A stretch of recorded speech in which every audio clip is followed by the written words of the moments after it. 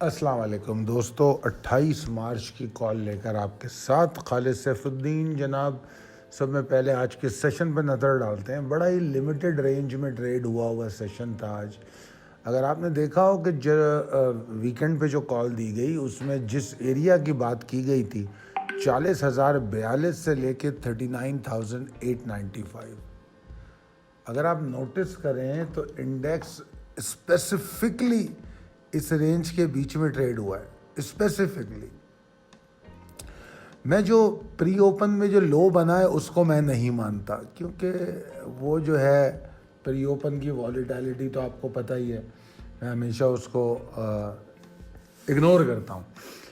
اس کے بعد اگر میں دیکھوں کہ اگر آپ مجھ سے کہیں کہ بھائی مارکیٹ میں لو کیا تھا، تو میں کہوں گا کہ جناب اگر آپ صحیح معنوں میں دیکھیں تو مارکیٹ میں لو ہے 39,925 کا، وہ ہے لو۔ یہ 845 والا لو وہ تو والیٹائل سچویشن تھی، نیچے بھی گیا، اسی منٹ اوپر بھی آ گیا وہ 40,000 پہ، ٹھیک ہے نا، تو اس لیے اس کی اہمیت نہیں ہے۔ اینی ویز آگے چلتے ہیں۔ تو اوورآل اگر دیکھا جائے تو 39,895 اور 40,042 اس کو پریسائسلی اور ریلیجیسلی فالو کیا ہے مارکیٹ نے۔ آپ نوٹس کریں اس کو، بہت پریسائسلی اور ریلیجیسلی فالو کیا ہے، اسی کے بیچ میں مارکیٹ رہی ہے، اور کلوز بھی 40,000 پہ ہو گئی۔ ہاں والیوم بڑے کم ہے، والیوم اسٹل کم ہے۔ کل تو خیر ایکسیپشنل صورتحال تھی، کل نہیں جمعے کو، مگر آج جو ہے ابھی بھی والیوم کم ہے، اس کو بہتر والیوم نہیں کہا جا سکتا۔ بے شک رمضان ہو، آورز کم ہو، still it's really low volumes. اچھا جناب، پریسائز لیول ٹیبل اپڈیٹڈ ہے، اور پاسبلٹیز اینڈ اسٹریٹجیز پر میں بات کروں گا کہ ٹرینڈ تو ابھی بھی وہی ہے، کوئی تبدیلی تو آئی نہیں، بیئرش ہے۔ بلکہ یہ غلط نہیں ہوگا کہنا کہ بہت سیویئرلی یا امنسلی بیئرش ہے، ٹھیک ہے نا۔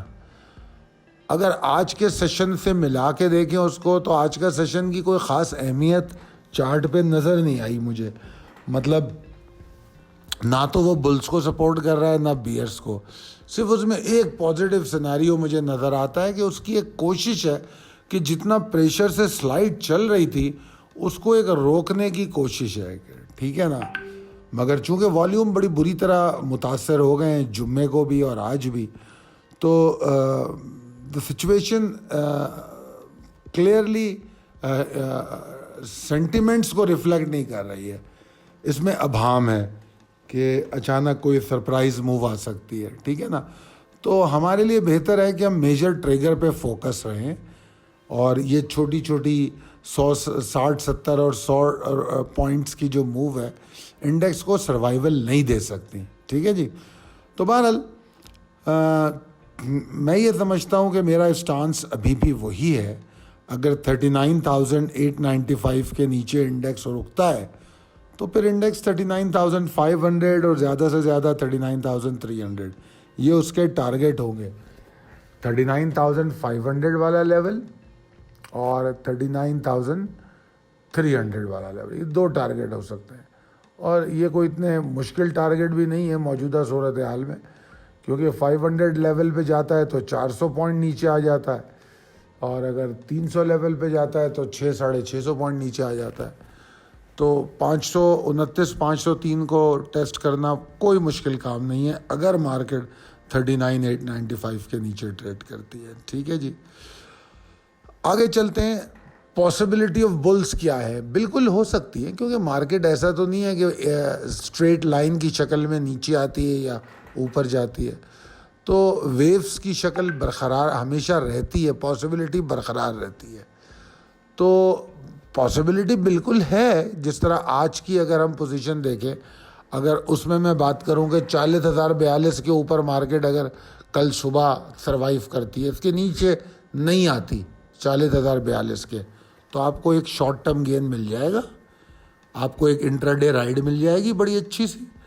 اب وہ رائڈ 40,200 تک جائے، 250 تک جائے، 350 تک جائے، انٹراڈے رائڈ مل سکتی ہے آپ کو، مگر اس کا قطعی مطلب نہیں ہے کہ پریشر ختم ہو گیا، انڈیکس بلش ہو گیا، چلو جی چلو اب یہاں سے 50,000 جا رہی ہے، ایسی کوئی بات نہیں ہے.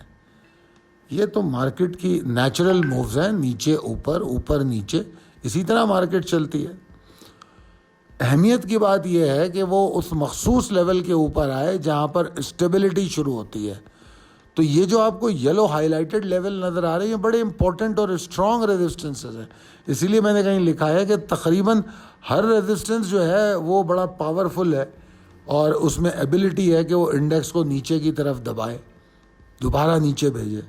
مگر خاص طور پہ 40,347 سے لے کے 40,475 تک کا جو ایریا ہے، یہ مجھے بڑا اسٹرانگ ریزسٹنگ ایریا نظر آتا ہے کہ یہاں پہ اگر آ گیا انڈیکس تو اس کو 2-4 اٹیمپٹ مارے گا اس ایریا میں کہ کسی طرح اس ایریا سے باہر نکلے، اور ان 2-4 اٹیمپٹ میں اگر اس کو مسلسل مال ملتا رہا، ایگزاسشن ملتی رہی، سپلائی ہوتی رہی، تو پھر واپس نیچے جائے گا.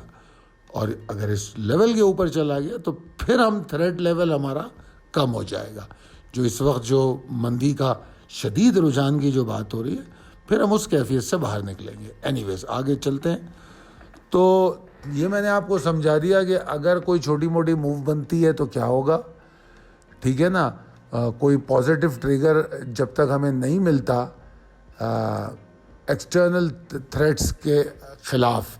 ابھی ایکسٹرنل تھریٹس کیا ہے وہی آپ کو پتہ ہے، IMF ہے، پولیٹیکل ٹرموائل ہے، جوڈیشل ایکٹیویزم ہے. میں نے ویکینڈ کی کال میں تمام چیزیں الگ سے بتائی تھیں. تو اگر ان کے خلاف کوئی ہمیں مثبت چیز نظر نہیں آتی تو ہمیں کوئی پازیٹیو ٹریگر نہیں سمجھنا چاہیے، ٹھیک ہے نا. تو اگر وہ آ گیا تو پھر ٹھیک ہے، پھر اچھا ہے. یہ جو ایکسٹرنل تھریٹ ہے ان کو نیوٹرلائز کر دے، ایسا کوئی ٹریگر ہمیں مل جائے تو پھر مارکیٹ اوپر کی طرف سفر شروع کر سکتی ہے. میں آپ کو سب فیور کروں گا، ریکمینڈ کروں گا کہ شارٹ ٹرم انٹریز میں ضرور لانگ میں جائیں، ٹھیک ہے، اور اپنا دوسرا جو پیٹرن ہے ایکیومولیشن کا وہ کنٹینیو کریں.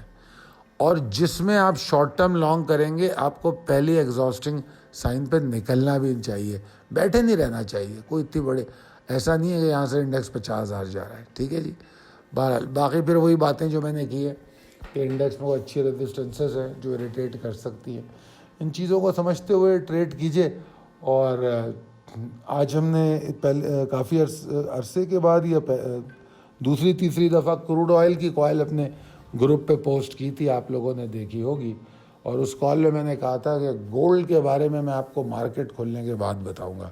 تو گولڈ کی کال بھی ہم نے اپنے سوشل میڈیا پہ پوسٹ کر دی ہے. ہم نے ایک وارننگ جاری کی تھی ویکینڈ پہ کہ گولڈ نیچے آ رہا ہے. اللہ کا بڑا شکر ہے $26 نیچے آ چکا ہے گولڈ. تو وہ وارننگ جو ہے ہماری درست ثابت ہو گئی ہے. تو خیر بہرحال وائی نیوز پہ ہماری تمام اپڈیٹس موجود ہوتی ہیں. اگر آپ لوگ انٹرسٹڈ ہو تو ضرور دیکھا کیجیے. بہت شکریہ. اللہ حافظ.